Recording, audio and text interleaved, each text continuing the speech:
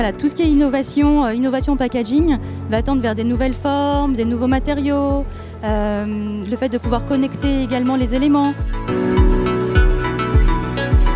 Particulièrement sur l'industrie plastique, notre rôle est d'accompagner et nos consommateurs et nos clients vers une logique effectivement d'économie circulaire, avoir un circuit fermé de revalorisation des emballages, c'est pouvoir intégrer ces nouvelles matières, soit post-consumer recycling, donc des matières déjà issues d'emballages utilisés, soit des matières biosourcées, où là on va aller chercher effectivement des innovations auprès de nos fournisseurs matières.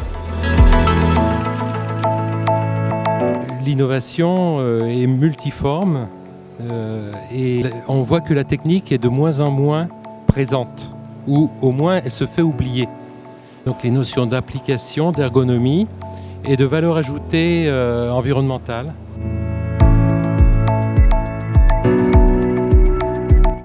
Être de plus en plus éco-friendly, donc avoir une démarche vraiment de plus en plus éco-friendly, tout en respectant donc, l'environnement, en respectant les codes du luxe. On a récompensé un produit rechargeable, donc qui est à la base quelque chose de simple et d'ancien, mais il faut quelquefois revenir à la simplicité et l'interpréter avec les moyens d'aujourd'hui. Valoriser des matières écologiques, en fait, comme du papier, de la cellulose agglomérée, qui servait à emballer les œufs, se retrouve aujourd'hui valorisé par son interprétation pour emballer un parfum numéro 5.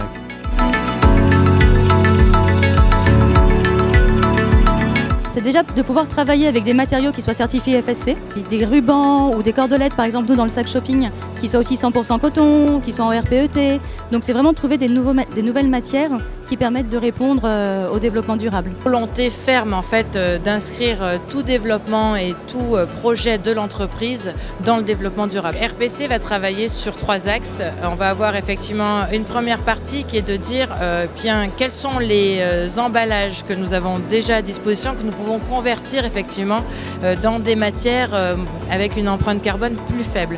Le deuxième axe de travail, c'est pour nos clients, trouver une solution qui permette l'usage de l'emballage tout en gardant l'expérience d'exclusivité nécessaire au domaine du luxe. La troisième piste, c'est bien sûr tout ce qui est protection, c'est-à-dire des emballages à forte valeur ajoutée, là où la technologie plastique prend toute sa valeur aussi. RPC a toujours travaillé sur la protection de la formule, la protection des ingrédients. Dans le développement durable, il y a aussi l'intégration de ces nouveaux composants de formules organiques, des actifs fragiles, des actifs plus sensibles.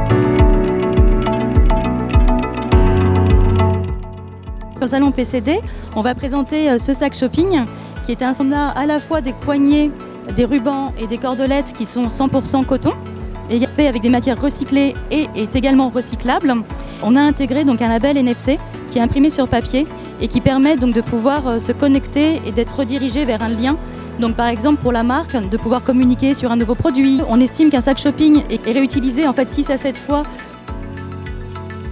RPC a travaillé et travaille avec les laboratoires Pierre Fabre depuis de nombreuses années. On a élaboré ensemble le développement d'une pompe plastique permettant la distribution de cosmétiques stériles. C'est une révolution. On n'a aucune rétrocontamination bactérienne.